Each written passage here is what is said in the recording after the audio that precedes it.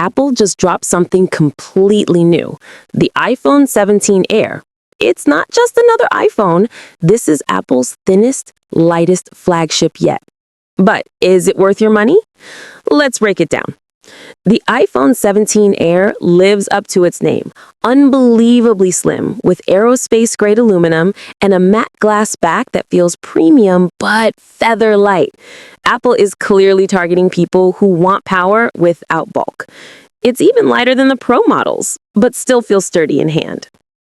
Up front, you're looking at a 6.3-inch Super Retina XDR display with ProMotion and peak brightness hitting 3,000 nits.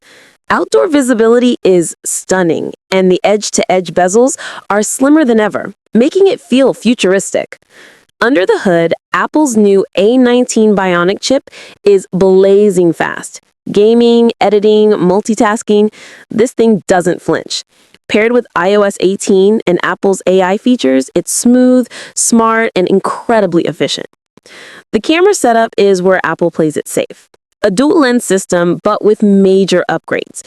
You get a 48-megapixel main sensor with insane low-light performance and Apple's new AI-powered cinematic zoom that rivals the Pro series. It's not as feature-packed as the Pro Max, but still more than enough for everyday shooters. Even though it's thin, Apple claims all-day battery life, plus faster MagSafe charging.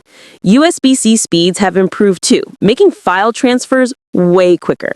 So, should you buy the iPhone 17 Air? If you want the lightest, most portable iPhone that still delivers flagship performance, absolutely. But if you're after the best cameras and battery life, the Pro models still take the crown. Either way, Apple just redefined what a slim flagship can be. Don't forget to like, subscribe, and drop your thoughts. Would you pick the Air over the Pro? Let's talk in the comments.